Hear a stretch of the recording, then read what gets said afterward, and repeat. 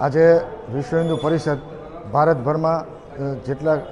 જિલ્લાઓ છે તે તમામ જગ્યાએ કલેક્ટર સાહેબને આવેદન આપવાના છે. જે પશ્ચિમ બંગાળની આપણને જે ખ્યાલ છે તે મુજબ જે હિન્દુઓ ઉપર અત્યાચાર થાય છે, ખાસ કરીને મુર્શિદાબાદની ઘટના કે જ્યાં હિન્દુઓને ઘરમાં ઘૂસીને મુસલમાનો મારે છે અને હિન્દુઓને પલાયન કરવાની પશ્ચિમ બંગાળમાં પરિસ્થિતિ થઈ ગઈ છે. એ અનુસંધાન અમે કલેક્ટર સાહેબને આવેદન આપવાના છે અને આવેદન થ્રુ અમારી એવી માંગ છે કે પશ્ચિમ બંગાળની અંદર તાત્કાલિક ધોરણે રાષ્ટ્રપતિ શાસન લાગુ પડે, સાથે સાથે રોહિંગ્યા મુસલમાનોને ગોતી અને તેમની હાકલપટ્ટી કરવામાં આવે અને જે બાંગ્લાદેશથી રોહિંગ્યા મુસલમાનો ઘૂસણખોરી કરે છે તેમને ગોતી, અત્યારે આપને ખ્યાલ છે એ મુજબ એ મુસલમાનો બોગસ આધાર કાર્ડના આધારે ભારતમાં ઘૂસી જાય છે અને હિન્દુઓનો નરસંહાર કરે છે. એ તાત્કાલિક ધોરણે રોકવામાં આવે, બાંગ્લાદેશની સરહદે